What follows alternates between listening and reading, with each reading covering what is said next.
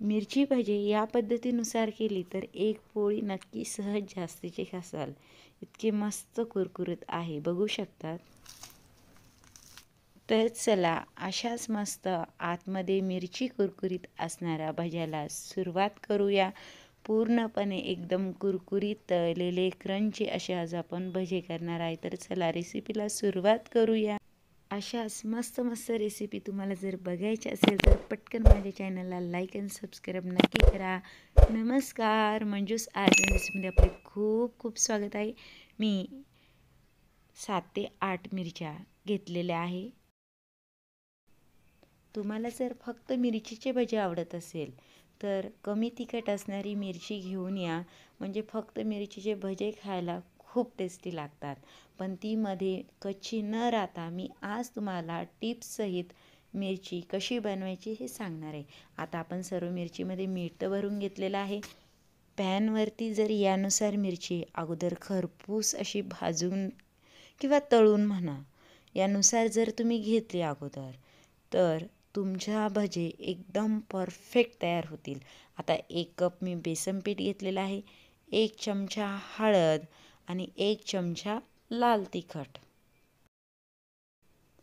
लाल तिखट आणि मीठ तुम्ही तुमच्या आवडीनुसार कमी जादा टाकू शकतात. मी चवीनुसार आता मीठ घेतलेलं आहे.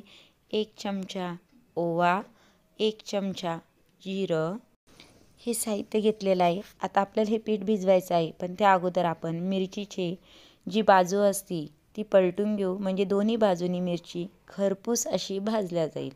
आता आपण या मिश्रणामध्ये थोडंसं पाणी घालून मिक्स करूया. मिरचीचे भजे आपण या पद्धतीनुसार केले तर मध्ये क्रिस्पी पण होता आणि झटपट पण बनता.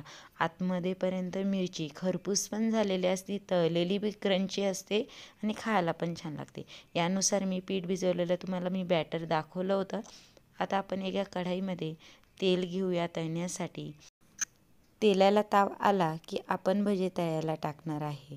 तोपर्यंत आपण आपली मिरची खरपूस अशी भाजत आलेली आहे. हे बघा, जी बाजू भाजली नाही ती बाजू पलटून खरपूस अशी भाजून घ्या.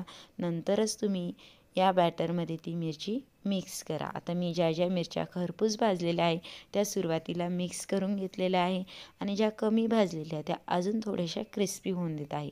यानुसार मिरची भाजली की आता आपण त्यामध्ये थोडंसं असं मध्यभागी बेसन थोडंसं भरून घेतलं की आतमध्येपर्यंत मस्त अशी मिरची क्रिस्पी बनते.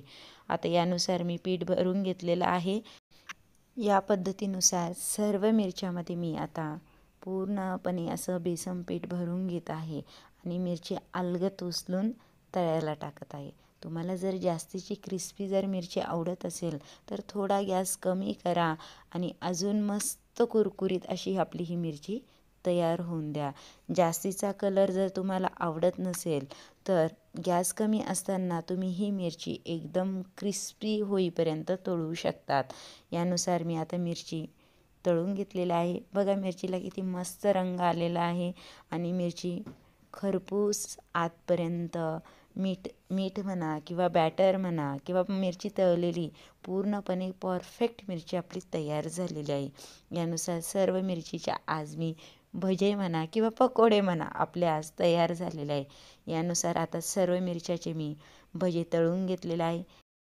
भरपूर वेळेला तुम्ही जर कच्ची मिरची डायरेक्टली त्यामध्ये टाकली ना तर मिरची थोडीशी कच्ची राहते आणि भज्याला तळायला वेळ लागतो, शिवाय रंग पण बदलतो. पण एकदम परफेक्ट रंग भज्याचा येण्यासाठी तुम्ही या पद्धतीनुसार जर मिरची तळून केली तर तुमची मिरची खूप कुरकुरीत बनेल. भजे खाताना आतपर्यंत कुरकुरापणा राहील.